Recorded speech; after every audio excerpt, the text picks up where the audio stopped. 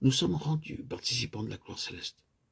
J'exhorte les anciens qui sont parmi vous, moi qui suis ancien avec eux et témoin des souffrances de Christ, qui aussi est par la gloire qui va être révélée. 1 Pierre 5, 7. Quel privilège! Quand le Seigneur Jésus-Christ reviendra, nous serons rendus participants de la gloire, pourvu que nous soyons trouvés fidèles. Nous sommes de même participants du Seigneur lui-même, car nous sommes devenus participants de Christ, pourvu que nous retenions fermement jusqu'à la fin l'assurance que nous avions au commencement. Hébreux 3, 24. Nous sommes participants de tout ce qu'il a. 1 Corinthiens 3, 22, 23 nous dit ceci: soit Paul, soit Apollos, soit Céphas, soit le monde, soit la vie, soit la mort, soit les choses présentes, soit des choses à venir, tout est à vous. Vous êtes à Christ et Christ est à Dieu. Nous devenons alors participants de la nature divine.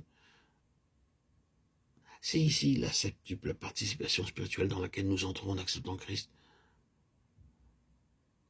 Une fois de plus, nous sommes participants du Saint-Esprit, de la sainteté de Dieu, de la vocation céleste, du céleste héritage, de la gloire céleste du Seigneur lui-même et de la nature divine. Nous avons un nouveau cœur, une nouvelle conscience, une nouvelle nature. Et il nous est donné une nouvelle sagesse. Or, c'est par lui que vous êtes en Jésus-Christ, lequel par Dieu, a été fait pour nous, sagesse et justice, et sanctification, et rédemption. 1 Corinthiens 1, 3. Il nous a donné une sagesse céleste pour comprendre des mystères célestes. Supposons que vous vouliez apprendre l'agriculture. Vous devez alors devenir fermier. Et si vous voulez savoir comment guérir le corps, vous devez devenir médecin. Pareillement, si vous voulez connaître quelque chose de Dieu, vous devez recevoir la sagesse divine. Les choses célestes ne peuvent être comprises que par la sagesse céleste. Mais l'homme naturel ne reçoit pas les choses de l'Esprit de Dieu, car elles sont une folie pour lui.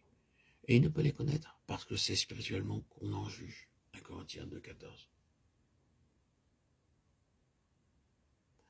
Par ce moyen, nous pouvons savoir ce qui arrivera après notre mort. Savez-vous ce qui arrivera après votre mort? Nous comprenons que le monde finira, mais avant que cela ait lieu, le Seigneur viendra et jugera toutes les nations. Nous savons que Dieu amènera à l'existence une nouvelle création. Tous ces mystères sont révélés par la sagesse divine. Nous aussi, nous trouvons la volonté de Dieu par la sagesse divine. Nous jouissons de la Bible par le même moyen. Dans Matthieu 11, 25, nous lisons: en ce temps-là, Jésus prit la parole et dit: je te loue, Père, Seigneur du ciel et de la terre, de ce que tu as caché ces choses aux sages et aux intelligents, et de ce que tu les as révélées aux enfants.